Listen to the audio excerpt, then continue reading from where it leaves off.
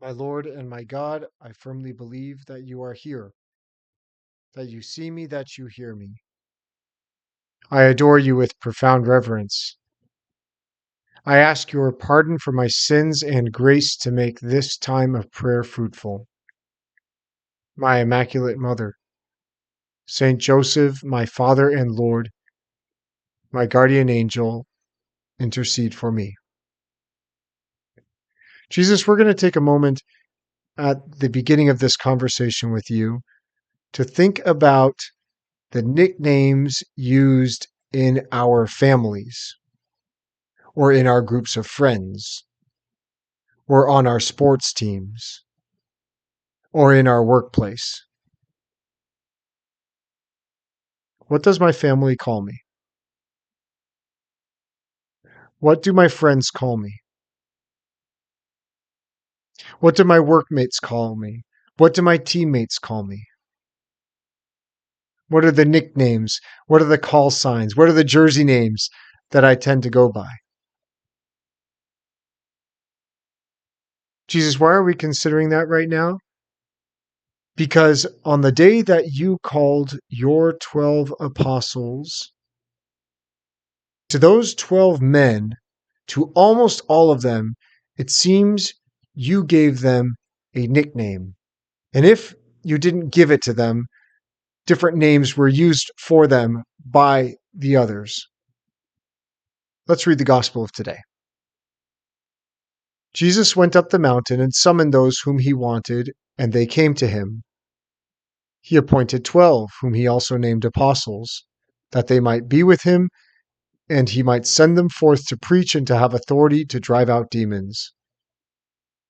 He appointed the 12: Simon, whom he named Peter, James, the son of Zebedee, and John, the brother of James, whom he named Boanerges, that is, sons of thunder, Andrew, Philip, Bartholomew, Matthew, Thomas, James, the son of Alphaeus, Thaddeus, Simon the Cananean, and Judas Iscariot, who betrayed him. First of all, Jesus, I'd just like to draw attention to one thing. When you went up on the mountain, there was a huge crowd, people with all sorts of names. And out of that great crowd and that great variety of names, you chose 12 men. And out of those 12 men, 6 of them shared a name with someone else in the group. You have 2 Simons, Simon Peter and Simon the Cananean, or Simon the Zealot. You have 2 Jameses, James the son of Zebedee, the brother of John, and James the son of Alphaeus. You have Judas Thaddeus, son of James, and you have Judas Iscariot. Why, Jesus, you had to make it so complicated for yourself? I don't know why. I guess we have to take the first line of the gospel seriously, that you summoned those whom you wanted. Well, no wonder you needed some nicknames. Otherwise, you'd be confusing names left and right. 1/4 of your group would be confusing themselves with the other fourth of the group all the time. Let's go down the list and just look at the nicknames that you or the other apostles gave to the others. Simon, whom you named Peter. We remember the moment at which you asked, "Who do people say that the Son of Man is?" And Simon said, "You are the Christ, the Son of the living God."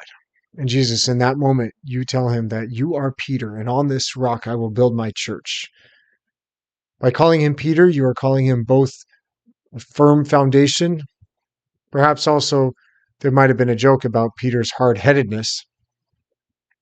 Regardless, Simon Peter. James, the son of Zebedee, and John, the brother of James, who he named Boanerges, that is, sons of thunder. First of all, let's take a quick look at John to begin with. John is just called the brother of James. Actually, if we go over to Andrew in the Gospel of Matthew, Andrew is referred to as Simon's brother.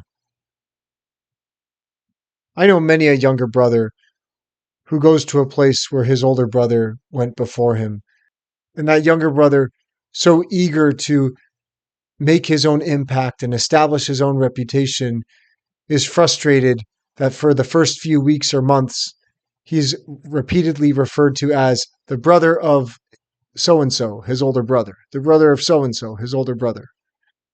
Well, it seems to be also an effect present in the Gospels. John and Andrew had to go through the same things. John, the brother of James, and Andrew, the brother of Simon. James and John had a fun nickname, Boanerges, sons of thunder. I'm not sure if that's a compliment to Zebedee or if it's just a reference more to their own loudmouthed opinions and the way they came down all too easy, for example, on the Samaritans. Bartholomew was called Nathanael in chapter 1 of the Gospel of John when Philip brought him to you, Jesus. Bartholomew seems just to be a last name. It means son of Tolmai, Bar Ptolomeu, son of Tolmai. Nathanael might have been the apostle's first name. Bartholomew, just his last name, as is very common, for example, on some sports teams. The team members just call each other by their last names. Matthew certainly had a couple nicknames. Jesus, when you called Matthew from the tax collector's seat, he was called Levi. That's the name which appears in the Gospel of Mark and in the Gospel of Luke. But in the Gospel of Matthew, he's called Matthew. And in the moment in which the apostles are being listed out, Matthew makes sure to say that Matthew is the tax collector. We can imagine, in fact, that perhaps some of the apostles from time to time would just call him the tax collector. Hey, who's going to go get water from the stream? I don't know. Send the tax collector. Thaddeus had a nickname, or perhaps Thaddeus was the nickname, because Judas, son of James, could easily have been confused with Judas Iscariot. To have two Judases would just be confusing. So maybe Thaddeus was the nickname for Judas, son of James. Simon the Cananean, well, first of all, we don't even really know what Cananean means. Does it mean that he's from Cana, where Jesus, you performed the miracle turning water into wine? Or is the Cananean meaning that he's from Canaan? Although I can't imagine any Israelite who would like to be referred to as being from Canaan, a Canaanite. That'd be like some of us today calling someone a Neanderthal or a troglodyte. Luke, on the other hand, calls Simon the Cananean Simon the Zealot. Of course, then there's Judas Iscariot, which probably just means a man from Kerioth. But then there's that other description, Judas Iscariot, who betrayed him, the traitor. Who gets away without a nickname? It seems that James, the son of Alphaeus, not the brother of John, he goes by nothing more than the son of Alphaeus. Since the other James had his nickname of being son of thunder, perhaps James, the son of Alphaeus, was able to keep his name. Thomas was never given a nickname in the gospel, but then again, popular culture has given him the nickname of Doubting Thomas ever since. The only one who really seems to come off scot-free is Philip. Philip never had a nickname from you, Jesus, but we see him speak with you many a time in the Gospels. That's privilege enough. Jesus, what about us with respect to you? We'd also like to treat you with the same familiarity, with the same confidence. We'd like to call you Jesus, and sometimes Lord, and sometimes Emmanuel, and sometimes Christ or Messiah, which mean the same thing. Sometimes Son of David, sometimes Teacher, sometimes Friend. Jesus, we would like to call you by your nicknames. And Jesus, we would also like to hear you call us by our nicknames. Maybe that's something we can do right now. Pause and imagine Jesus speaking to us in his voice, calling us by the name that's only ever used in our families or in our groups of friends. I thank you, my God, for the good resolutions, affections, and inspirations that you have communicated to me in this meditation.